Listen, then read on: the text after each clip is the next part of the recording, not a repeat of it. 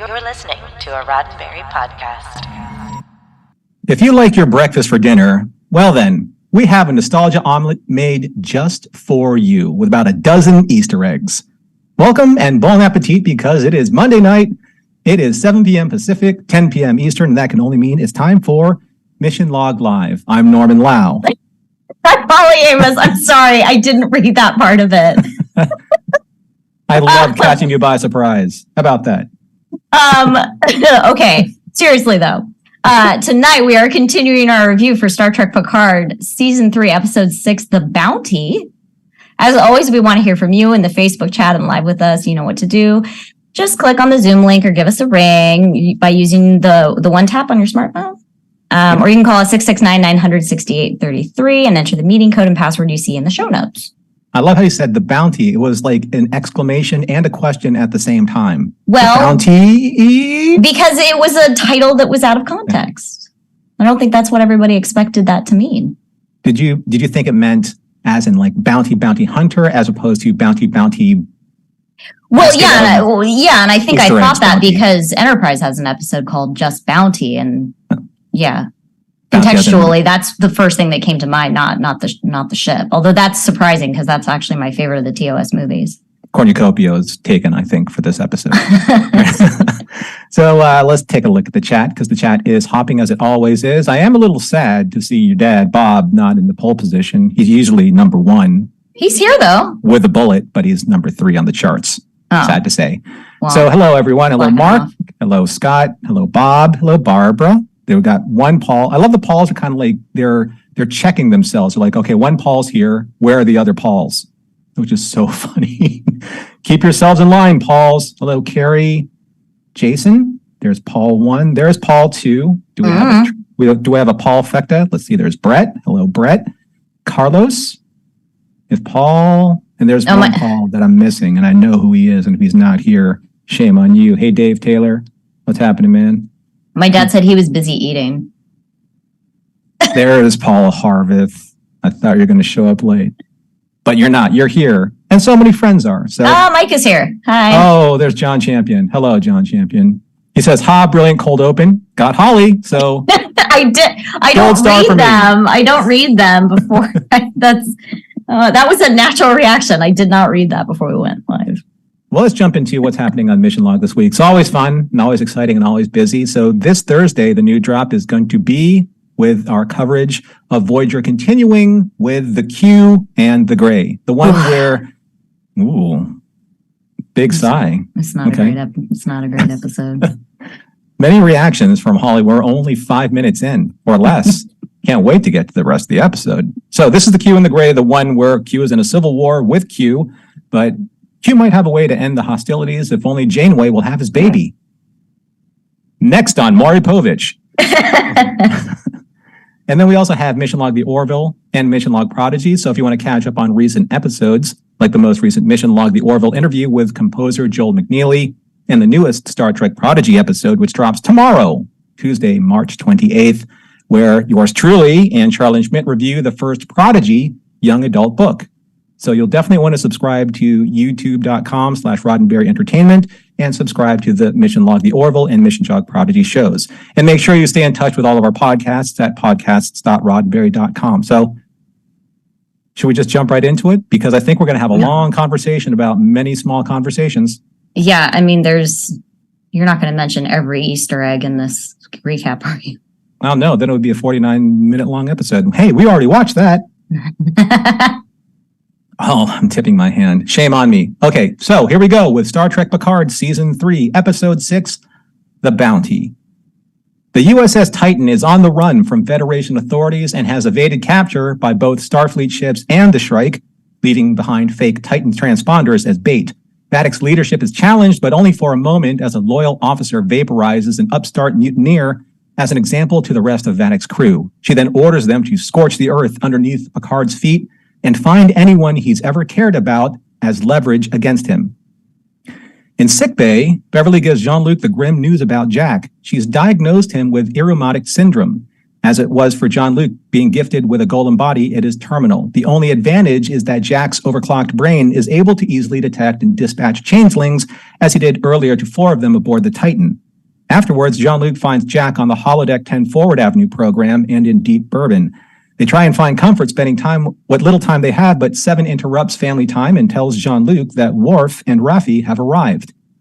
After dispensing with the, "Hey, haven't seen you in ages" pleasantry, especially between Worf and Riker, the two agents debrief the command staff on information entrusted to them by Commander Rowe. After a stroll down Dominion War memory lane, Raffi cuts to the chase and tells them that whatever is at stake for the Federation's Frontier Day, which is in less than 48 hours, lies within the heavily fortified Daystrom Institute, for which Worf and Raffi did manage to procure the key from their previous encounter with the Vulcan crime lord Kryn. So here's the plan. The Titan is to warp into range of Daystrom Institute, avoid Federation patrols, beam over Riker, Worf, and Raffi, who will hack the most sophisticated Starfleet AI system, scour the database to discover what the changelings were really after, and finally, escape. Yeah, none of that worked out at all. The Titan was forced to flee, stranding the away team to face off against Daystrom's AI holographic defense program, known to Worf and Riker as Professor Moriarty. But Riker was able to decipher a strange musical code in Moriarty's monologuing and whistled the right bars in response before Moriarty's very lethal pistol popped their weasels. And after defeating Daystrom's main boss level, they were given access to a vault containing an android, a biological positronic hybrid, an almost human version of Data. Elsewhere, Picard and the crew of the Titan found shelter at the Athen Prime Fleet Museum. Kind of. The museum is home to some of Starfleet's greatest historical vessels and even one Klingon bird of prey, salvaged from San Francisco Bay. And the museum's director is Commodore Geordi LaForge, Sydney's dad, and someone who isn't as accommodating as Picard was hoping. In a private conversation, Geordi reads Picard the Riot Act for he and his family in danger. However, Sydney chooses the Titan crew over her family because that's how her father raised her and her sister. So much so that they and Jack stole the cloaking device from the salvaged Klingon bird of prey to find a way for the Titan to get back to Daystrom undetected and save their friends. Watching Sydney's example, Geordi comes around and becomes the friend and engineer Picard needs for this mission. Upon returning to Daystrom, the cloaked Titan avoids patrols, but only for a moment. After decloaking to beam up the away team, they were able to retrieve Worf, Raffi, and the android, as Riker stayed behind to protect their escape and was captured in the process. Later, when Data was finally reactivated, he cycled through several of his integrated personalities, such as Lore and B4, before being able to identify what was stolen from Daystrom. Data's eyes projected an image of the superweapon that the changelings stole, the human remains of Jean-Luc Picard. Back at Daystrom, Riker is being savagely beaten by his captors when one of the guards vaporizes them. The guard then shapeshifts into Vatican and transports both of them to the Shrike, where she impresses upon Riker that he will betray Picard, forcing Riker to choose loyalty over Deanna Troi, who is on the Shrike in a prison cell. The end. All right. That was short. That was concise. Good for you. I know, right? I tried so hard not to get trapped in Easter egg lane. That's my new street name for what happens in episodes like this. I'm just going to walk down Easter egg lane. But that's going to be, I think, part of so many different aspects of our conversations. And I did want to keep this short because I know that the conversations were going to be many. Because I have strong feelings about this episode. I think you have strong feelings about this episode. I think the callers may have strong feelings about this episode. So let's get to a couple of hours. And I'm going to let you go first. I would love for you to take the lead on this conversation. I don't know how to properly phrase this. I'm struggling with how to articulate that the fangirl in me. Every time an Easter egg comes up, I'm like that Leonardo DiCaprio meme. I'm like, oh, it's very exciting. But it was also kind of distracting. I love a good Easter egg. This episode was stacked in a way that was distracting and at times didn't feel organic. And that feels like I'm like complaining or that I am saying that I didn't like it or enjoy it. That's a part that I can't articulate. that I actually really do enjoy all of these references and Easter eggs and callbacks. Like, I'm a junkie for these things, but also I was like, that's even a little too much for me, I think. I think we're stuck in that, I wouldn't say it's a debate, more of a discussion of how long do these seasons really need to be in order to accommodate these types of episodes in lieu of like a tighter plot line, which we were being given for like the last 2 episodes. Right. The last 2 episodes of Picard season 3 have been some of the best Star Trek that I've watched in a long time. Mm-hmm. And this wasn't for me. It wasn't terrible. It's just, I spent more time at the end of the episode thinking about all the cool things that I saw rather than thinking, how are they going to resolve this part of the story? How are they advancing the storyline versus experiencing that like giddy fan nostalgia? The level of giddiness that I feel is almost like I'm a kid again. Moriarty, listen, guys, I'm wearing my Sherlock shirt.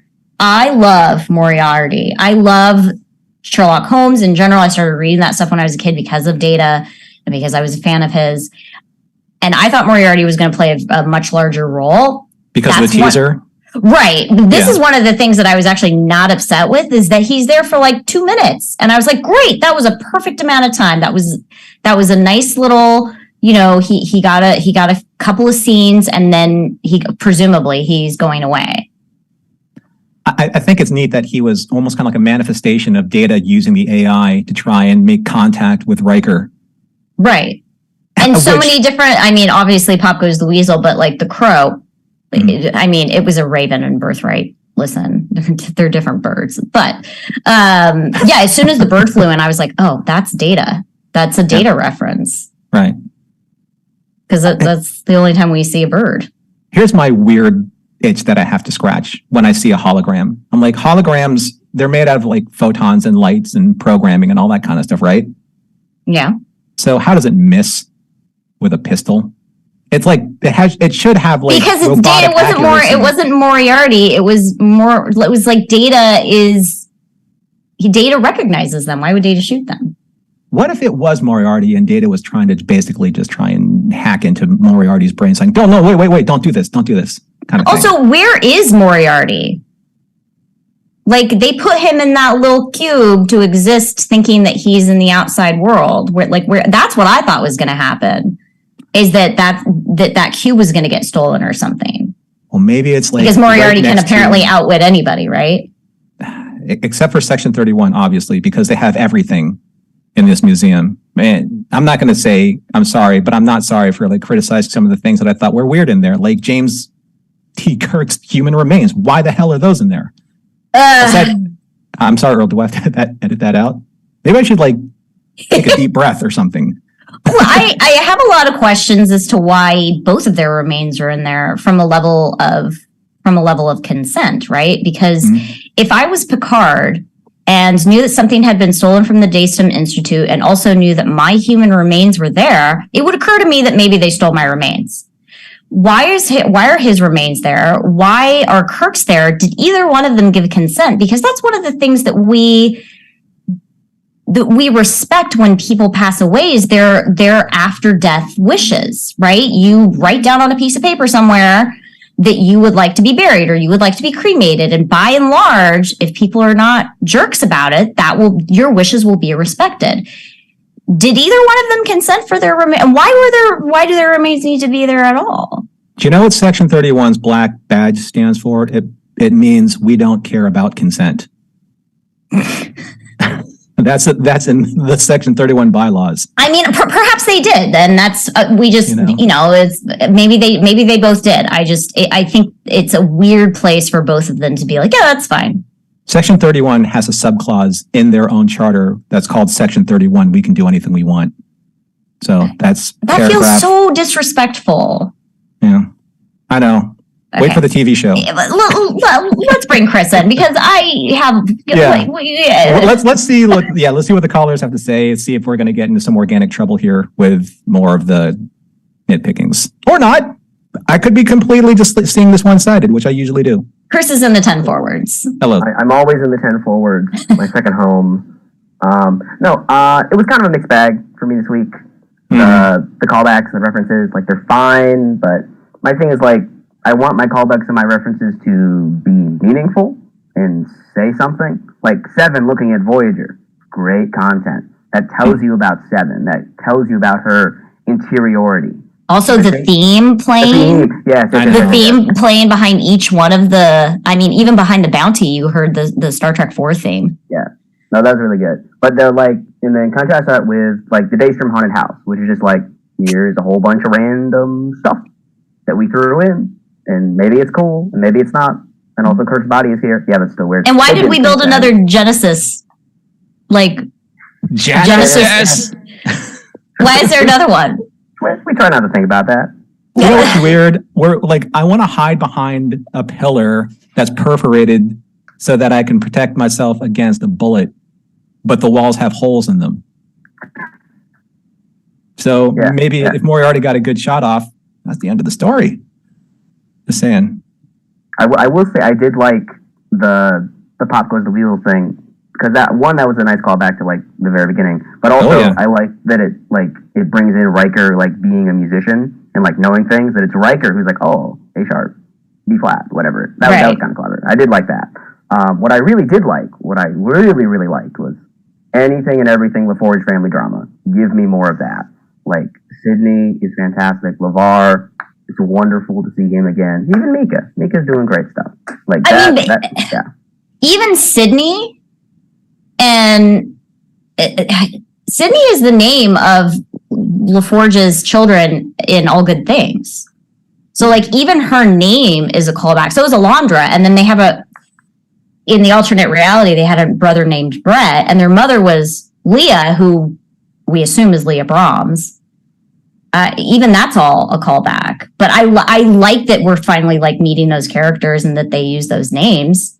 Right, and that's the thing is like, yeah, he has kids and they're named that, and that's cool. But we're like, Ashley Sharp is putting so much more into this than we ever would have got from just like, it's not just that she's named that, it's that she's an interesting character, that she has this dynamic with Geordi, that she wants the approval, but she can't quite get it, but maybe he does approve, and the whole it's interesting to me that he seemingly doesn't approve of her being a pilot, because he was a pilot for the first season. They brought that up on the Ready Room. Yeah, she was like, no, you drove the ship in season 1. He was like, yeah, I did do that. Yeah, but both of his kids have become the two things that he was. We don't see very much of him being a pilot, because then he's promoted. I've really liked like the whole focus on like these crew members that have become parents now and how they've reacted to being parents. Like, I really do like how LeVar just took Geordi and kind of, turned him, just a little bit, into a less maybe carefree, happy-go-lucky guy, because now he has, children to protect. It's like, okay, it was different when it was just me, and humanistic thing to change your priorities in terms of like putting yourself in danger when you have kids. But it's like, so Riker, because of what happened to his son, he's like, I need to go find a way to deal with this myself. Like, I need to go out there. I need to, to reconnect with what made that special, because he doesn't have that responsibility anymore. And he's trying to find sense, in what happened to his life. And now you have Geordi, who's like, he has everything that he wants in life. So he doesn't want Picard to come here. And just because Picard says, I need you, he's not coming to heal. I'm like, no, I'm not, a puppy, just you can snap your fingers and I'm going to leap into your lap and say like, hey, let's go, trot around the universe again and save lives and get into danger. I can't do that. I got these 2 girls I got to take care of. But I do like how... Well, and their mom too, because he mentions their mother. So I think it's neat. And then I'm not going to bring up Worf. Where's Alexander? That really is the question, isn't it? Well, he's in the new comics, but those are pre the show, so it doesn't really matter. But he is there. He's back doing things. But there is a lot of focus on, the crew and their children, or how they're handling life with children. And I think it's consistent, at least. It's all great character development. I see a lot of people saying that so and so Riker is acting out of character, and I'm like, it's 20, 30 years later. They have different priorities. They have they have spouses, they have kids. Like, it's all great character development. You can't expect them to be the exact same. That's the thing is, like, for me, and I think for a lot of people, like, I don't just want to watch TNG reruns. If I want to watch TNG reruns, I'll watch TNG reruns. There's quite a few of them. Right? Yeah. I want to see these people, like, internalize, like, all of the time that has passed as, you know, real human beings do. So I think Geordi this week was a great example of that. And all of them, just the whole conceit about family and intergenerational such. So yeah, like Geordi stuff really good. Daystrom, not as much, but I'm hopeful. I still like it. Like, we haven't had a bad episode yet, I don't think. How do you feel about Data? I mean, good for Brent. Guys, I love Data. I love Data so much. He's my favorite Star Trek character of all time. I've seen him die twice. I don't want to do it again. But it's not Data. It's kind of Data, and he just... But it's kind of lore and it's kind of B4. But Data is in there, continuing to exist, and if I was Data, I'd be like, I don't want to live forever. Can you just let me rest, please? He is fighting for superiority in there, so... I love Brent Spiner. I love Data. I am weirdly disappointed that they brought Data back. It feels lazy. I mean, it's one of those things, like, I get that, but it's also like, what were you going to do? Not bring him back for the big final hurrah? Great, and great question, because I was still, even though like after I would like, you know, really analyze my thoughts and was like, I'm a little bit disappointed that they brought Data back because, you know, we've seen him die twice and maybe just let him rest in peace. But I was also like, and when Geordi sees him, the most joy, and he's like Data, and I'm like, oh my god. And maybe that's why Data, that personality surfaced the longest, because Geordi was there. Like, my friend's there. I'm fighting for. Yeah, I mean, arguably, that'd be a really good reason to be like, no, this is the personality that's going to come forward. All right, one last point here, Chris, and then we're gonna move on to the next caller. Yes, you will appreciate this, Norm. You've already heard, but I'll say it live on air. NX01 refit, baby. Right? Yeah. That's what I'm talking about. Doing its thing. It's canon. It's like canon. A big one. Very excited. Bang. Canon that. Yeah, I was excited to see that. And I was excited for Doug Drexler because he worked hard on that ship. So I got one of them in my office, one of the little mini ships right on my desk. Yes, sir. Right. All righty. Well, thanks, Chris. Thanks for your honesty. I appreciate that. It wasn't just all, all positives. Some critiques. I appreciate that. I like to try and bring some well thought out criticism to be on brand. But yeah, thank you, sir. All right, thanks for calling, guys. Talk to you later. Right. Jason had big heart for Data. Jason's up next. So is that the Enterprise? Yep, it is the Enterprise from Disco. If you yeah. Oh, the lighting. Yeah. Big heart sign when Holly mentioned Data. Okay, okay. Holly actually had it exactly right. It's like, Data, yes! Geordi, Data, yes! And then when I got done, like, damn, that was a lot of Easter eggs. I don't know how to explain it, because I don't hate the Easter eggs, but I don't know how to articulate it, you guys. I gotta find words. I've been thinking about it for like 3 days. Jason, please articulate for us. Well, I've been feeling almost the exact same way. On one hand, it was like seeing the Fleet Museum was, because I am such a starship porn guy, was awesome. It was exactly what you wanted in there. And from a continuity standpoint, in Relics, Picard says to Scotty, there's an old Constitution class in the Fleet Museum, and it ends up being the New Jersey's there. Fantastic.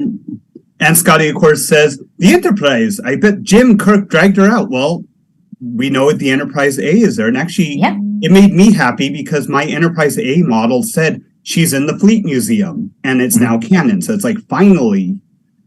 Do you think that that's a weird place for the Fleet Museum to be? Like, can't somebody just cruise by and just blow them all to Kingdom Come? Only if you have a cloaking device. I kind of wonder where it is in Federation space. We're really, everything seems to be all over the place, and as with all things Star Trek, you get to go exactly how fast your plot needs you to go. That's right. Screw the warp numbers. You travel by speed of plot. It's plot speed factor. Plot speed. But in terms of this episode, it's like, on one hand, there are such wonderful character moments in there. I loved it. There were so many good Easter eggs. I loved it.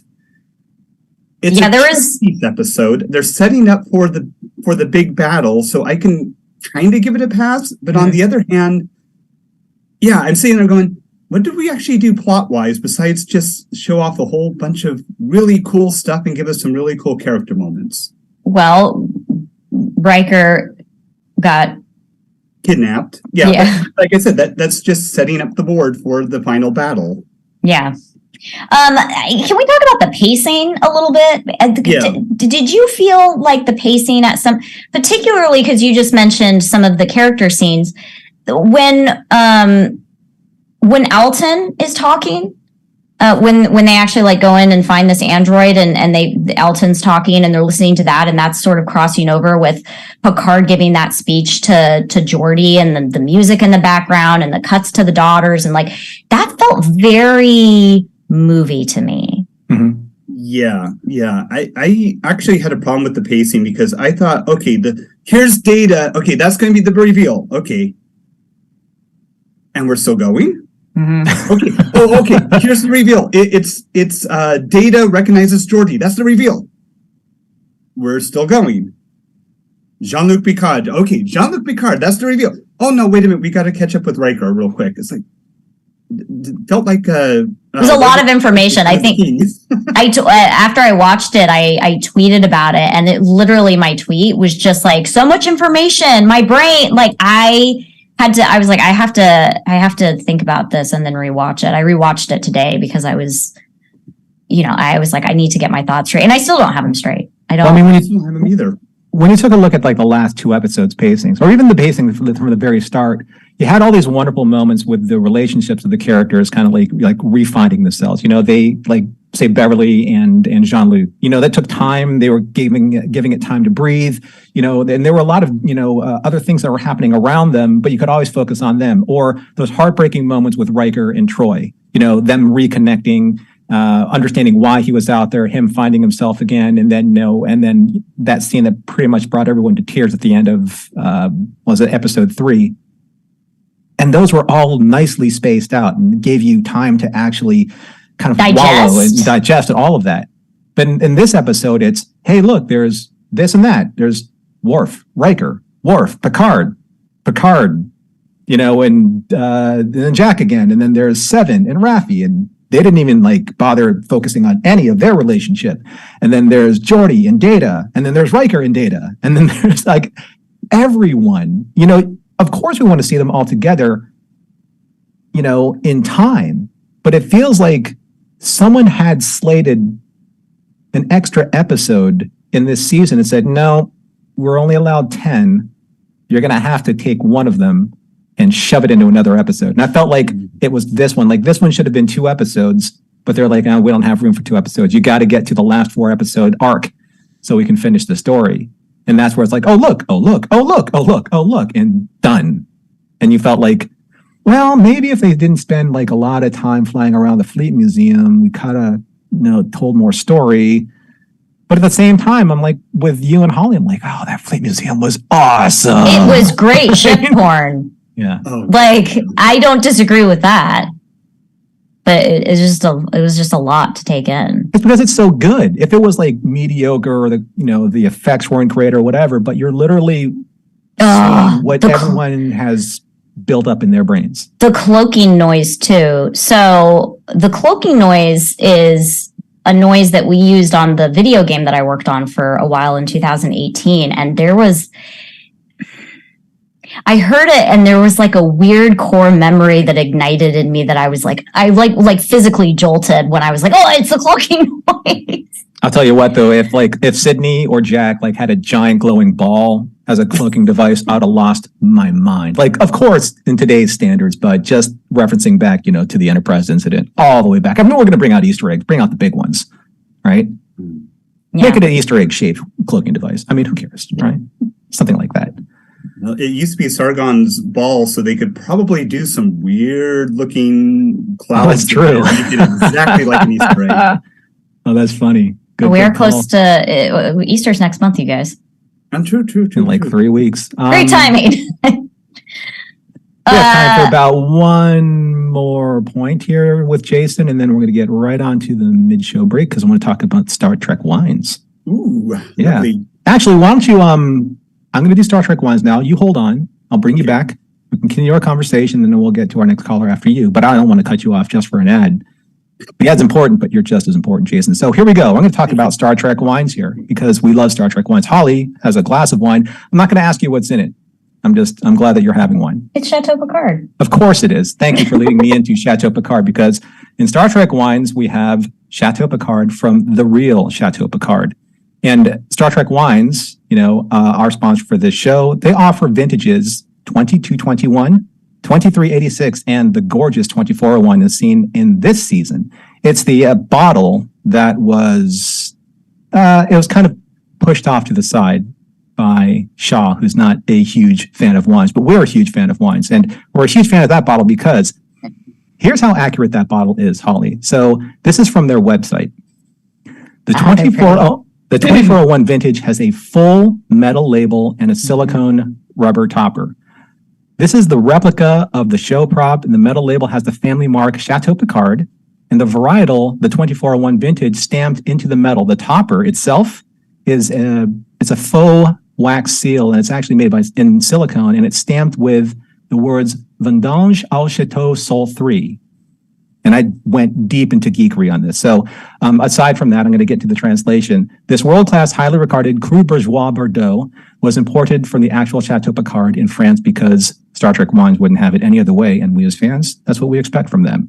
So I did Google Vendange au Chateau Sol 3, and it translates to vintage of the castle Sol 3 or Earth, or vintage of Earth. And vintage, of course, meaning the year or place which wine, especially wine of high quality, was produced. So what varietal are you drinking tonight, Holly? What Chateau Picard year? 2221. And how is it? And it's not a sour mead. That was awesome. Worf? I know. He has great taste in opera, but not such great taste in wine. Then again, I'm not sure how good his opera actually is. So. I'm doing, it's the 2221. Well, we're going to have to get some tasting notes from Holly later, but if you would like to get your own bottle of Chateau Picard and support our sponsor, Star Trek Wines, and you can also get something very, very cool for free, go to StarTrekWines.com and make sure you use our code Roddenberry when you check out, because if you do, you get the United Federation of Planets medallion for free when you add it to your cart and use the checkout code Roddenberry. Remember this, you have to add the medallion to your cart first, then use the checkout code, and then you get that for free. And if you want to display your 2401 or any of your varietals and you want to keep that bottle pristine and on your shelf, you can always go to twank.com and use our code Roddenberry to get 15% off the decanter set or any other items that you order. But the decanter set will display your wine gorgeously if you want to serve it to your guests or just have it for yourself when you're watching an episode of Picard. So thank you for listening to the spiel, and thank you for supporting our sponsor, Star Trek Wines. All right, now I'll get back to Jason because do you think this episode, I want to phrase this in a way, I mean, in the chat, there's a lot of conversation about, is this episode maybe an Easter egg too far in terms of fan service? Do you think it was? Watching it, I didn't think so. Watching it, I loved every single reference, like, ooh, ooh, ooh, ooh, ooh, ooh. It was the afterthought that hit you. It was the afterthought when it was kind of like, it was like having a really delicious, like high sugar meal, and then afterwards you have regrets. Okay. That's a great way to put it, is that it's a really delightful, tasty meal, and then you don't feel satisfied. Yeah. Is that it? Did I figure it out? I think that's exactly it. But it's also, because it's setting up for so much, I feel like I want to be fair and say, I got to see where it leads. If there's like payoffs for all of this, then great. But at the end of 10 episodes, if this was it, it's going to be... Yeah. I mean, there's a lot to get done in 4 episodes. Less than four total hours, 4 49-minute episodes-ish. So What concerns me about that is that we've had, even Discovery is sometimes not great at this, is that there's a lot of threads that they got to wrap up, and then they manage to, but sometimes sloppily.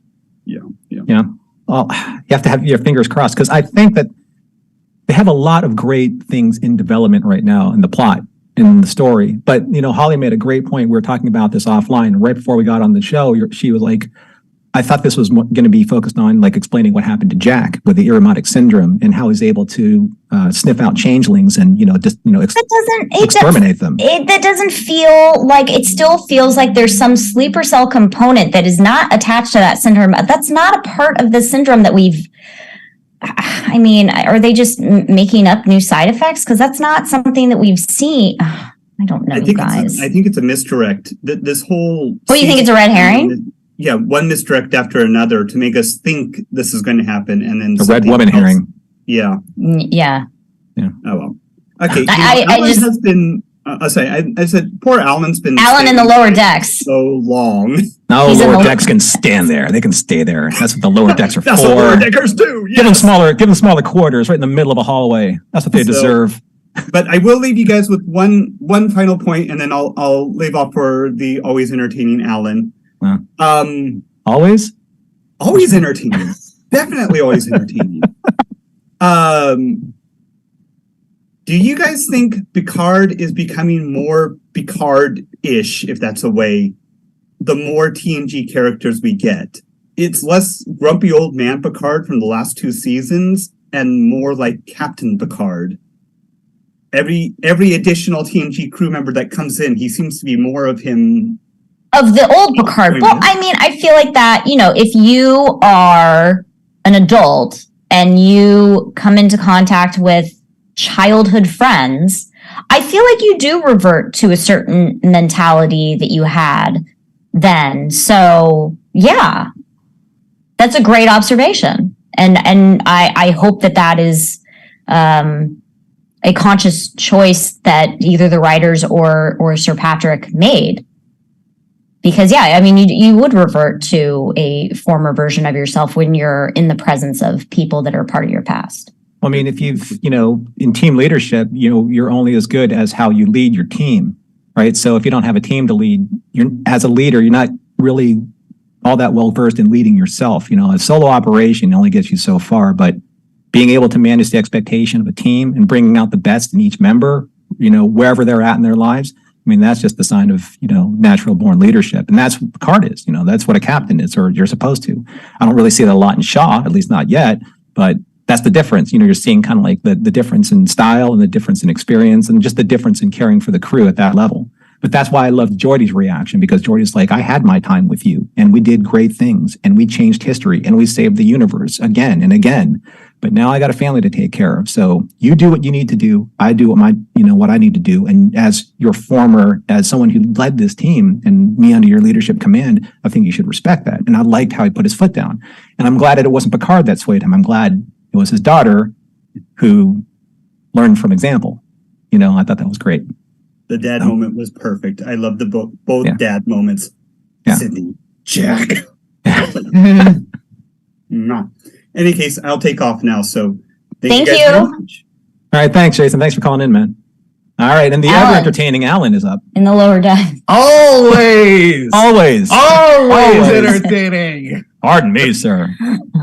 That's my God. What a thing to have to live up to now. All right. Well, we'll lead you into the conversation with kind of like the same thing that Holly and I are wrestling with.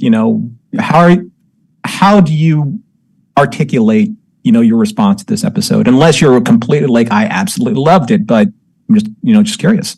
I think I'm kind of on the same wavelength as you guys are, where it's a little bit difficult because the last 2 were really, really good.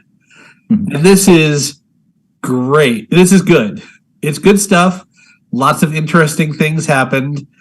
It did sort of feel like, to a certain degree, let's throw a bunch of stuff at the wall and see what sticks. Maybe. But yeah, it's I think it's progressing the show fairly well. Holly, it was great to hear you say that this was like the right amount of Moriarty, because that's kind of how I've been feeling too. I watched it on, last week. I watched it earlier today just to refresh myself. And afterwards, I was like, that was just about right. Yeah. And because, those episodes were very special for me too. They're some of my favorites. But there's a part of me that's like, just like we had an episode where it was all about Ro last week, the Moriarty character is almost to a point where if you really wanted to have Moriarty, you need a Moriarty episode. The fact that it's just Data's impression of Moriarty. And it's a cameo. And it's a cameo, exactly.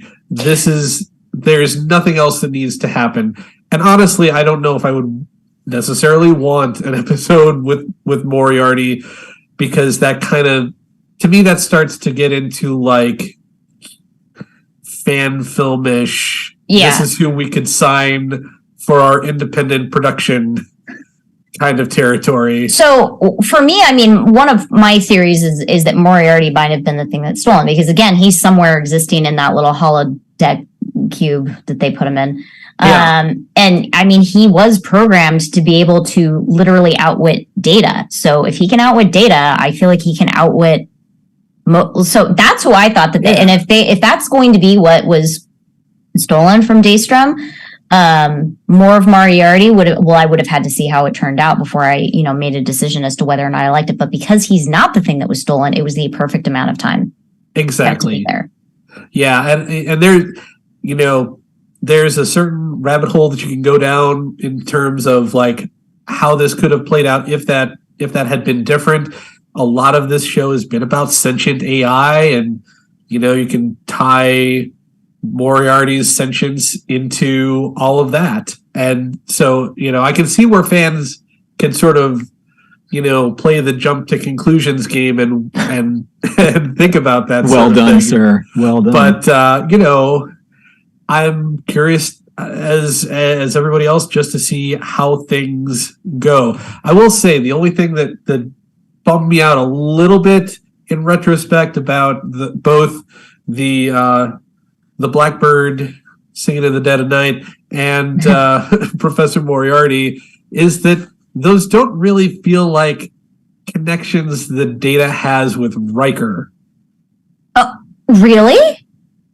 Like those. Well, those the feel Pop like Goes the Geordi. Weasel definitely that isn't. does. And if you notice, Pop Goes the Weasel was also being played by a violin. Ah, okay, yeah. I feel like arguably the Raven. Well, they're calling it a crow, but again, it's a raven. Yeah. It was a raven, you guys. I feel like that you could make that argument, because I feel like that's more of a connection that maybe he would have that Data would have had with Picard, because Picard is the one that encouraged him to like do the paintings and stuff. Because that was, Exactly. if you guys don't remember, that was the episode where Data started having dreams and stuff. And so yeah, I don't disagree with you, but that being said, as the audience member, when the crow flew out, I was like, "Oh, that's a Data reference. This is where Data or Lore or somebody's going to pop in." Yep. Yeah. Well, I like how you brought that up, Holly, how you phrased that as an audience member, because you, more than most, know this crew, these memories, this nostalgia. For the people And that Data. are watching, and Data, but for the people that are watching that are not as well versed, I think, in my opinion, that this episode would have lost them. Yeah, that's a good point. That the crow might have been a disservice to new fans. That was a little bit too deep of a cut. So is it fair to say, with everything that we've seen so far, and especially such an Easter egg packed fan service based episode like this, that they're just basically saying, this is a fan service season. We're going to make zero apologies for it. We're just going to give the fans what they want and swing for the fences and let the chips fall where they may. It is presumably the last time we're going to see Picard, because Patrick only agreed to three seasons. So Yeah. Right. And but Brent thought that he was going to do Nemesis and kill Data off, and he's alive again a third time. I don't know. Exactly. I mean, as a fan, I like that. And I guess like this is where we are with, I think this episode really puts, this particular discussion kind of like on the hot seat. Like as a fan, we're like, well, forget it. Like I'm just going to forgive everything. I just want to see what I want to see and whatever. And the story can just be whatever it is, because we've already gotten good stories from this cast and this history. But as somebody who wants to push entertainment forward and say, no, we should demand more. We should demand better quality content, even if it's still set in the universe with these characters and with this history. I mean, I think that there's a balance there. And I think it was very well balanced so far, especially in the last 2 episodes. And then you get to this episode and it was so out of balance because all you're really left with is a lot of kind of like just the regret of how that could have been, even though the regret is tempered by, wow, dude, the CGI ship looks so good. Oh my God, the Fleet Museum looked so good. It was a maze. But I think it's going to be a question of how the last 4 episodes play out. Because if those are well balanced, then I can forgive this center episode that is very much like all the characters getting together and like, because the character, in order to tell the rest of the story, the characters had to have come back into contact with each other. You got to set the table. Yeah. Right. Yeah. That's a good way to put it. But so I hope that this nostalgia heavy episode is not in vain. Yeah. That the rest of the episodes, again, tie up all the loose ends and in a way that doesn't feel, again, sloppy, which is something that we've had happen with Picard and something we've had happen with some of the other shows. I gotta say though, I think my favorite moment in the entire episode was when Shaw got all fanboyish in front of Geordi. That was great. Awesome. Wasn't that? And it was so Stashwick sweet. is so good. It's like, how many different versions of this guy are we going to see? It's like we're getting a fully rounded character in like what 6 episodes so far. Yeah, and he's trying to be so professional. And he's just totally tripping over himself, which I've met some of the people that are actors on Star Trek and work on Star Trek because I've been working for the franchise for a while. But I'm almost reminded of the first time I met Michael Giacchino, and I was completely out of context and didn't know that I was going to meet him, and I screamed in his face, and we still joke about it. Oh my! I screamed. It was embarrassing. Like the arm around someone, like give them the wall of text kind of scream, like hey. You know that meme? Or just, oh my God, you're Michael Giacchino. That. Yeah. And not even like saying his name. I literally was just like audibly, ah! And then I had to turn around, collect my thoughts, and then I turned back around and stuck my hand out to shake his hand. It was so, that's how I feel. In that whole scene with Shaw, I was like, oh God, this is adorable. And how perfect is it that he loves Geordi? Because he's an engineer. He's an engineer. 2, Geordi of all the engineers has been. I'm getting all your references, by the way, Alan. You're not getting anything past me right now. Okay, he's like the Geordi was kind of like the no nonsense engineer guy too. Like Shaw has been living through relics for the past 6 episodes now, and now he's finally got the guy who probably might understand because he was there too. It's like, you've got these people who have come to take over your job for no good reason, and you have to put up with them, and yet here we are. I kind of wish that Shaw was there at the end, like helping Geordi out, like retrofit the cloaking device into the ship. Like, can you help me with this? And Shaw be all like, yeah. Guys, Carlos in the chat says Geordi is Shaw's Leah Brahms. Oh man, circle gets the square. Don't go back to that program. All right. One last thing, Alan. Then we got one caller, and then we'll see where we are. Well, I just, this is kind of like a quick little one-off question, I guess. That's something that kind of occurred to me. Brandon gave us the Bozeman. Terry has now given us the New Jersey. Mike McMahon gave us every GD city in California. Yeah. Mm-hmm. You can name a starship. What do you name it? right now? Yeah, if just off the top of your head, obviously I've had time to think about it, so I'll go first. Go first. I'm naming it after the place that I loved as a child, the USS Woodfield Mall. There you go. I actually have a ship that didn't make it on screen in the pilot episode of Discovery called the USS Amos. It was not chosen out of all of them. Hey, somebody type that in the chat. There you go. Yeah, that actually exists, but didn't make it on screen. I would actually want my hometown to be in Lower Decks. So I would want, because I grew up in California, and I grew up in a very, very, very small town who got city status when I was in college. So the USS Wildemar. And then people would mispronounce it and call it the Wild Omar.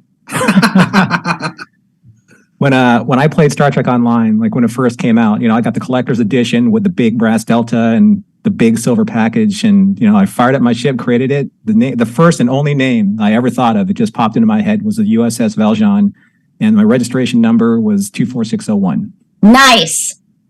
Yep. Très bien. Yeah. So, do you hear the people sing? Is that Tranya? Are you drinking Tranya? No, this is literal sour mead. I'm drinking a summer shandy. So yeah, beer with honey. So yeah, sour mead. Well done. Okay, Worf. I bet you, on Kronos, they thought that was like the best blood wine ever. So. Oh yeah. Well, have a good rest of your evening. I'll cede the floor, and we'll be back hopefully in 7 days for episode 7.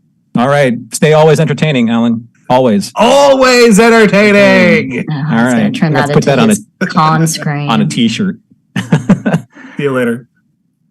Lou, I haven't seen you in a spell. Why does it say call me Paul? Are you Paul the Fourth?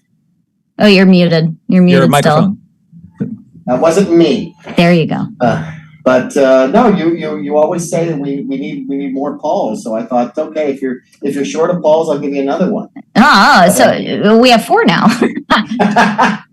I was a little late. I went from one Zoom to another, and I figure if it's 7:50 Pacific and 10:50 in the East, and to my Canadian fans, 12:20 in Newfoundland.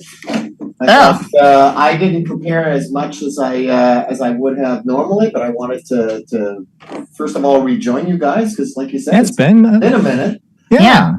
I am. It's funny because in what passes for real life, I've been overwhelmed lately, and episode 6 overwhelmed me again. I will say that. A lot in a good or a bad way. I needed to power down after I saw it because I thought there were like 3 or 4 potential different endings or different reveals, and that was dealt with earlier. And I said, okay, so that happened, but then this happened, and then this happened. A lot of info. I did because I thought Worf had actually died in the battle with Raffi, and I still can't quite figure out what happened and how they fooled everybody. I didn't necessarily accept that Ro had died, although the visual is a little bit more final than anything. Yeah, so, I mean the buildup was definitely different. Worf got stabbed, and I was like, oh, that felt abrupt. He's not dead. And then Ro, it was like this huge emotional sequence and build up, and I was like, oh no, they really killed her. That sucks. But when you're in the spy game, though, you got to sell it. But did they cheat us in bringing back a character only to have them killed off again after basically a very brief, little more than cameo appearance? I mean, this happened with this happened with the Borg kid whose name is already escaped. Hugh. Yeah. No, not Hugh. The other one. Well, actually, both of them. Yes. I mean, I was thinking of Hugh because that was Icheb. Icheb, yeah. Exactly. So I thought for a while, and I thought that Picard was giving her something, but apparently it was the earring that she gave him. So I don't know if that was a misdirection, or if I'm just not paying that much attention. It's hard to follow everything.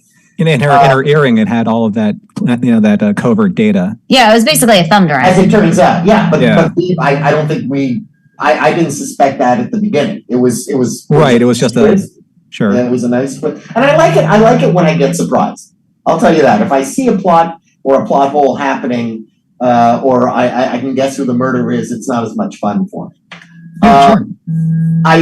I don't know if I consider Marina Sirtis back for the show because we're still seeing her in holograms. And I don't know if you have any more inside information. Certainly I don't. But flights aren't so expensive that they can't fly Marina from Britain to, I'm assuming they shoot in California. Yeah, they're shooting in Los Angeles. They're not shooting this series up here. No. Hint, hint. Well, that's because they didn't want to make Patrick travel that much. Okay. Yeah, Patrick traveling versus Marina traveling. I think he's going to win out on but that. I'm saying but let me ask you this. Do you think that, do you think Troy in the brig that we saw at the end, do you think that she's not really there? I don't know what I saw. I think she's a changeling. I saw that scene 3 times. I am not convinced from the little cutaway, the medium close-up, as we say in the biz. I'm not convinced that wasn't hologrammatic. I'm not convinced that it or was a changeling. Oh, wow. See, that's what I said. So it just blew my mind again. You're not supposed to do that. I just said that. You're not listening to what I just said. I said a changeling. I said this earlier on. So at the very beginning of the episode in the recap, I said that Vadic specifically said that she wants to scorch the earth and find everyone that's meaningful to Picard. Okay. To Picard. Right? But all of a sudden, now she has Riker, and capturing Riker wasn't her plan. Mm-hmm. So she has to move very quickly in order to... how would she have known who of that party that she would have, who she would have captured? There could be a changeling that's pretending to be Alexander if they had gotten Worf, although maybe Worf wouldn't have cared about that. Well, I think it's the fact that the beam happened to hit Riker was just luck or coincidence. I don't think that was planned. They just tried to get somebody fleeing. I don't think that was their intention. If they had any intelligence on anyone that broke in, it would have been one of 3 people that they wouldn't be able to plan for: Raffi, Riker, or Worf. Whoever they captured. Raffi, it would have been either her son or her granddaughter. Worf, it would have been nobody. I would say Alexander, but I don't know where he is. It would have been trophy for best dad of the year goes to Worf. Yeah, exactly. What weirded me out when we see that whole end sequence where Riker's like, "Do you think I'm going to give up my friends after loyalty of X amount of years?" And she's like, "No, not for him." I was like, "Oh no, they have Deanna or they have someone." That's what I thought too. And then they show Deanna, and then she goes, "Oh, Will," and I was like, you would have called him Imzadi. Yep, and that's the changeling thing. Remember, they made a very specific point that changelings will call you something or talk about something that... But have we heard, again, I haven't memorized all the episodes, have we heard Troy call Riker Imzadi? Yeah, they call it, that's their nickname for each other. They call them Imzadi. But is it in this series? I think they do. No, she's called him Will the entire time, though, on the holo calls, but maybe... No, when they were on the planet. When we first meet them in Kestra. In the Picard series, yeah, maybe I don't remember all that much, but I couldn't swear to that. I'm not convinced that she is a changeling, but at this point, I'm not convinced anybody is or isn't. In the chat, I mean, a lot of fans out that are saying that Kestra would have been a better choice, and it would have been for the audience, oh, you abducted a kid. That's just mean. Nick said Kalar for Worf. Who she's dead. I don't know. Again, I mean, if he's he was, unfortunately, he sort of gave himself away, I thought, when he was a little too smug and confident by saying, "I'm not going to betray my friends." Now, my wife, on the other hand, who don't know about kind of thing. I thought that was too easy to lead in that direction. I thought I was doing the Picard maneuver. It was a little telegraphed because you're it's going to be Deanna. It has to be Deanna. It has to be. Yeah, I don't know what's going to happen. Holly may have seen something that I didn't. Sorry. I'm not seeing things. I'm just trying to think as a writer, which I am terribly bad at. That's why I'm not a writer. I'm an actor. I can only do what you guys tell me to say. That's it. Well, we only have a few minutes, so I want to ask you a question that a lot of people have been asked and get your feeling on. Did you think that this was an episode that was an Easter egg too far? I heard that. I mean, yes, you can have too much candy, but I don't think you can have too much respect for the people who brought you there. Fair. I think the appreciation to the fans is so seldom felt that I welcome it. I mean, Lower Decks is full of it. Let me rephrase that. Lower Decks is a plethora. Phrasing. That was good. Rephrase because I'm a big fan. Yeah, that's funny. A plethora of Easter eggs, and I can't get enough of it. I don't think it's too much. It's strange though. One question before I go. Yeah. First of all, I'm thrilled that LeVar Burton has brought all of his children onto the set. I didn't make the connection between Mika and LeVar. Maybe I should have. Mika is an only child. That is his only kid. Which makes it all the children. Yeah. Not all jokes kill. What can I tell you? But I want to ask who do you guys? And again, you may have talked about this before. Who do you guys think is Mika's mother? Oh, we talked about that earlier because Mika's character was mentioned in All Good Things, and her mother is Leah, presumably Brahms. But I don't think that I don't know the timeline. Because it's an alternate All Good Things timeline. But they both have the same names. It's Sydney and Alondra, and then they have a brother Brett. And Leah, and her last name doesn't get mentioned, but who else would it be? It was Leah Brahms. The wife or the mother gets mentioned. Tell Mom we're going to be late for dinner. Yeah, right. I don't know. I don't. I want to How I Met Your Mother reveal. That's what I'm hoping. I would like to know who their mother is from the standpoint of like, how did Geordie land her after being so uncomfortable and weird around chicks? Maybe it's because maybe when he got off the ship and he just started maturing and at what point did he gain the confidence to date a woman and not mess it up? I mean, think about it. Well, if I may suggest one thing, speaking as a guy who is dating way, let's say I'm punching above my weight. I just wore her down. I just wouldn't give up, and she finally just figured it was easier to give in. I know I speak for millions of men who are just like that. Just hang in there, guys. All right, on that, it could happen to you. Dating by attrition. We'll end on that note. I think that's solid advice. Pleasure seeing you guys again. Thanks, Lou. Appreciate the call, man. All right. Talk to you later. And we are at the end of the show. It goes by so quickly, just like this episode, The Bounty. But I hope that we didn't leave you full of empty calories. I hope that our calories were a lot more substantial than that. In all fairness, though, I think like the toughest thing right now for any creator is to manage the expectations of the audience. So if creators like Terry Matalas said, this is the story that I want to tell. These are the beats that I want to hit. This is the nostalgia that I want to, honor, and this is the tone that I want to set. It's a show, right? And like it, love it, or leave it. Either we're going to be on board with it, and in some instances, or not. But he has to tell the story that he wants to tell, right? And I think that for the most part, he's telling a fairly good story. I just hope that we get a conclusion to a Picard series that feels satisfactory, especially with legacy characters. Especially with, you keep thinking the final scenes of, say, like Star Trek VI, where the music swells and you get the autographs, blazing across the screen in light, and then you feel like that's a triumphant end for your characters, and then it's not. Yeah, I mean, that's what I don't want. I felt like All Good Things is like one of the best series finales outside of even Star Trek. It's so good. It is so good. Nemesis was, it gave us closure on Data at the very least, and I genuinely was like, all right, he's gone. Yeah. That's. I hope we get the same kind of closure that we've gotten the last two, what we thought was the end of seeing these characters. And we'll see. We got 4 episodes left, and we're going to be back doing this again next Monday. John and Holly are going to be helming episode 7, and just want to let you know that we're at the end of the show. So Mission Log Live is produced by Roddenberry Entertainment. Technical production on Mission Log and Mission Log Live by the Bountylicious Earl Green.